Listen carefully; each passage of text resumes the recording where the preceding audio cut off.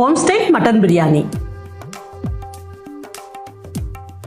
Food லவர்ஸோட first choice mostly பிரியாணியா இருக்கும். நிறைய பேருக்கு அதை ஃபுட்னு சொல்றதை விட எமோஷன் சொல்லலாம். அந்த பிரியாணி இந்த பிரியாணி எந்த பிரியாணி சாப்பிட்டாலும் வீட்டுல செய்யற பிரியாணிக்கு ஈடாகாது இல்லைங்களா? அதை செய்யறதுக்கு குக்கர்ல 1.25 கிலோ மட்டன் போட்டு 1/2 டேபிள் ஸ்பூன் உப்பு, தலை தட்டி 1 டேபிள் ஸ்பூன் வெறும் மிளகாய் பொடி, 1 டேபிள் ஸ்பூன் தயிர், 1 டேபிள் ஸ்பூன் இஞ்சி பூண்டு விழுது, 1 கப் தண்ணி சேர்த்து மூடி 2 விசில் வரவிட்டு ஆஃப் செஞ்சுட்டு பாத்திரத்துல 150 ml எண்ணெய், 2 டேபிள் ஸ்பூன் நெய் விட்டு காஞ்சதும் 6 பட்டை, 6 லவங்கம், 6 ஏலக்காய், 2 அன்னாசிப்பூ, 1 ஜாவித்ரி, 2 பிரியாணி இலை போட்டு பொரிஞ்சதும் கீரின 7 பச்சை மிளகா, கட் பண்ண 500 கிராம் வெங்காயம் போட்டு பாதி வதங்கியதும் 1 டீஸ்பூன் சக்கரை போடுறேன். இது வெங்காயத்தை கேரமலைஸ் செஞ்சு டேஸ்ட் அதிகப்படுத்தும். வெங்காயம் பொன்னிறமா வதங்கியதும் 8 டேபிள் ஸ்பூன் இஞ்சி பூண்டு பேஸ்ட் போட்டு பச்சை வாசனை போக வதக்கிக்கலாம். 1/4 பாகம் வெந்த மட்டன்ல இருக்கிற தண்ணியை வடிச்சு வச்சுக்கலாம். இப்போ 1/2 கைப்பிடி புதினா, 1/2 கைப்பிடி கொத்தமல்லி போட்டு கலந்து தலை தட்டி 3 டேபிள் ஸ்பூன் வெறும் மிளகாய் தூள் போட்டு 1 நிமிஷம் கலந்து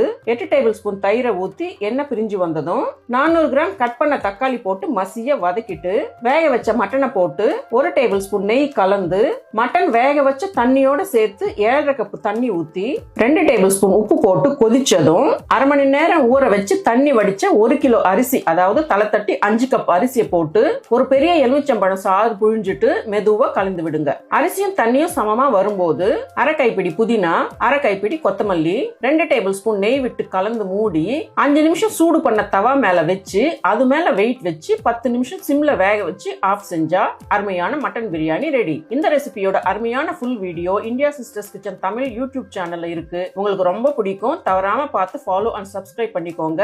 நன்றி, வணக்கம்.